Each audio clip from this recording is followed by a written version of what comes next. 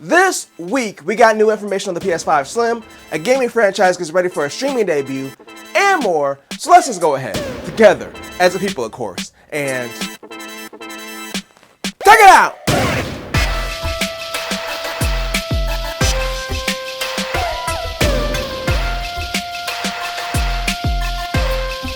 And welcome to another sensational Sunday.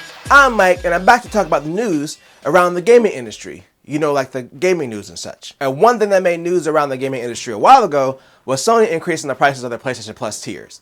They were not alone, as Microsoft also raised the prices of Game Pass around the same time, but the only reason I'm even bringing it up is because PlayStation Senior Vice President Eric Lempel did an interview with Barton's recently and addressed the price increase. Basically, he's given the same reason that everyone else is given for doing the price increases. So his exact quote was, like practically everything else in the world, we have to look at our pricing and adjust to market conditions. We want to make PlayStation Plus great. With our reboot last year and introducing a tier system, a lot of customers recognize there's a lot of value in PlayStation 5. So basically they're adjusting for inflation and prices going up around the world in general. And like I mentioned earlier, Microsoft is doing the same thing, so it's not like Sony's alone in this.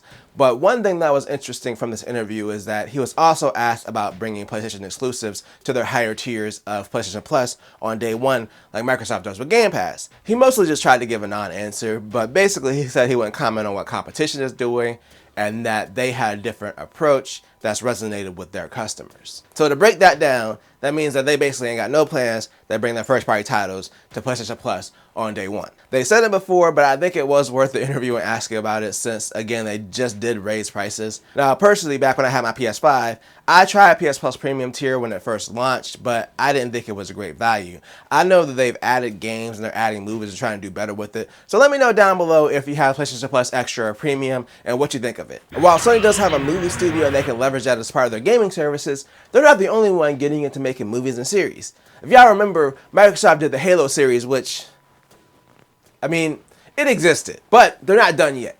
So there's a new Fallout series in the works from Amazon, and now it has an official release date of April 12th, 2024. So they put out a small teaser, which is basically just a Pip-Boy screen, and it shows the date that it's going to release. The series is being done by the creator of Westworld, and I think that they have a lot that they can do as far as a series with that post-apocalyptic setting. That could be really cool, so I'm interested to see what they do with this Fallout series when it comes out in April. But you know who else is releasing a new series? Of consoles, that is. Sony with the PS5 Slim, and that's what we're talking about this week in our final story. So we're back again with more news about Sony's PlayStation 5 Slim that's releasing next month. Now, one of the big features that this new version has, other than being smaller than the original one, is the fact that you could add a disk drive to the digital version of the system. This change makes sense because it'll probably make manufacturing easier since they could just make one version of the system and then make the disk drives for it. Well, there's been a discovery about the disk drive that some people have been upset about. So last week we talked about the release date they leaked for the new consoles as well as some of the bundles that are coming out. And one of the bundles was a Modern Warfare 3 bundle. Well, pictures of the box surfaced online and people noticed that it had a line that said, "Internet connection required to pair disk drive and PS5 console upon setup." So it appears that if you get the system with the disk drive or add a disk drive to the digital system, that you have to connect to the internet in order for the drive to pair to the system or it won't be usable.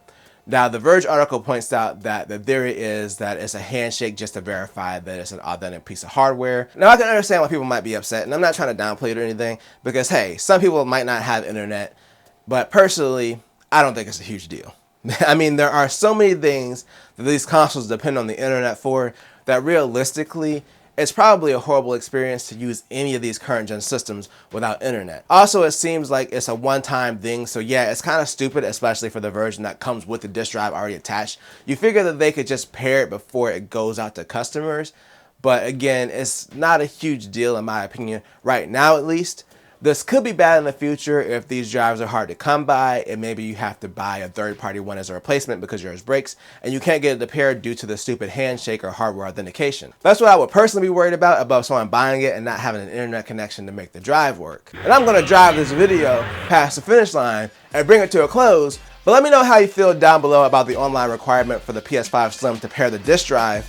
Again, let me know down below, and if you enjoyed this video, then make sure to tell a friend, tell a coworker, like, share, and subscribe, and hit that bell notification to be notified when I drop a video or a live stream. And always do at least 2 videos at the same time.